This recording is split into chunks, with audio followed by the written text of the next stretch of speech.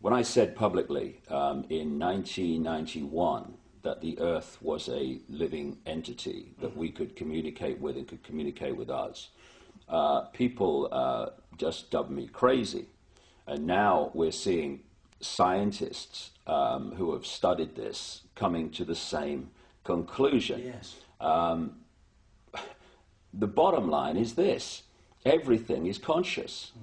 What we call creation is like an ocean of infinite energy, which is manifesting itself in different forms. It's like we may perceive ourselves as droplets, if you like, individuals. But if you put a droplet in the ocean, where does the droplet end and the ocean start? The ocean is the droplet is the ocean, and it's the same with us.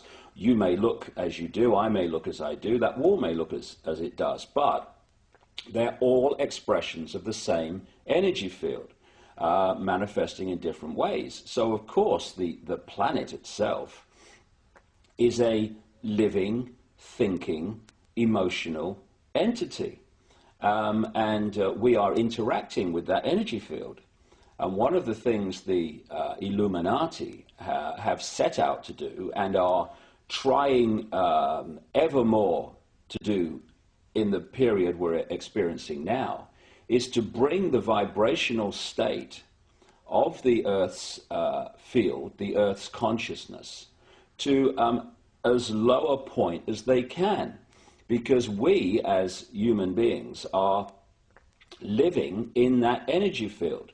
And it's very simple. If you affect the sea, you affect that which lives in the sea.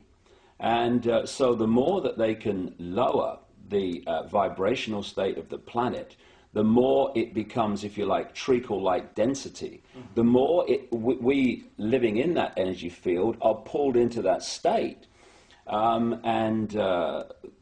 you have the wars and the environmental destruction and all these things that cause tremendous negative emotional energy, then you are lowering the vibrational state of the planet, you're lowering the vibrational state of the people, and you're basically holding them in a vibrational prison, which makes it much more difficult, not impossible, but much more difficult for them to hold connection out into the infinite beyond, where they can be in this world, but not of it in terms of their perspective of reality.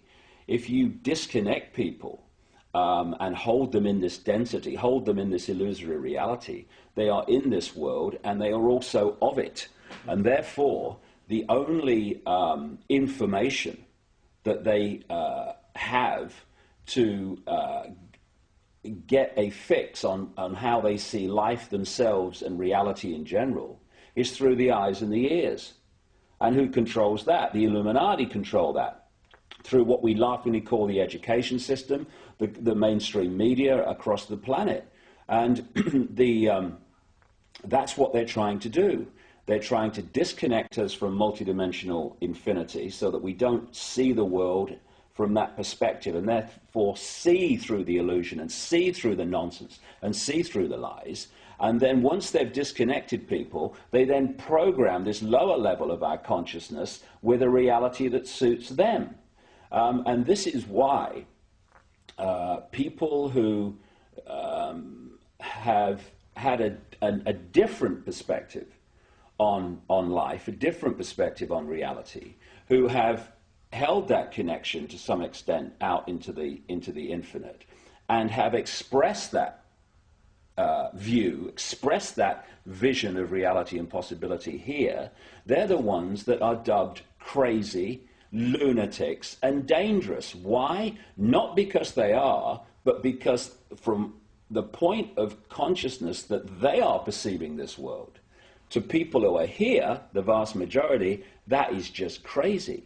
I mean, if you said to people, is that table solid? They say, of course it is. Well, it isn't. It can't be. It's made of atoms, right? And atoms are not solid. Tell me how it does that. Our minds do that by turning vibrational fields into apparently physical objects. The denser the vibration, the slower the vibration, the more dense that we decode that into what appears to be a physical object.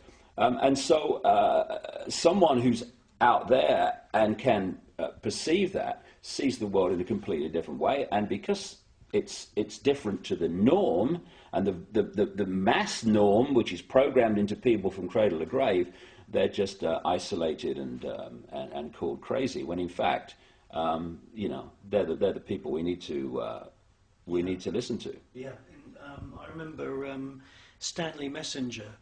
He said to me once that there are no objects, there are no things. Everything that, like for example, the wooden table, everything is an event, because once that was a tree, and in years to come that will be thrown away into a skip and it'll end up decomposing somewhere. We don't perceive that as an event because it's happening on a slow scale. But there are no things, there are only events. Well, that table was once a tree, and when it was a tree, it was an illusion. Now it's a different kind of illusion, and when it's thrown on the scrap heap and goes back to energy as it decomposes, then it will still be an illusion. And this is for me, if you're talking about how we're controlled, how the few control the many. If you can suppress the information that people receive in terms of what is possible, you, to the same rate, suppress their perception of what is possible. Okay, now once you have accepted that what we're told is possible is how it is, then you're living in a box that big. So anyone that starts to talk about things that are beyond that perception of possibility, you immediately dismiss them as crazy. And I'll give you an example of what I'm talking about. A few centuries ago, when people said the Earth was a sphere, they were perceived as crazy and dangerous. And one of the reasons was that if you lived on the bottom of a ball, you would fall off, right? Now, once you introduce the law of gravity, what appears at first sight to be a nonsensical idea becomes perfectly logical. However, if you suppress at that time knowledge of the law of gravity, then people are going to dismiss the truth because they can't perceive that the truth can be possible. And when you're talking about entities that shapeshift, that appear and disappear, UFOs that appear and disappear, if you program the population to believe that this world is all there is, that this is a solid world of solid individual objects, then the idea of things appearing and disappearing or shape-shifting from one state to another, to that sense of perception, is totally ludicrous.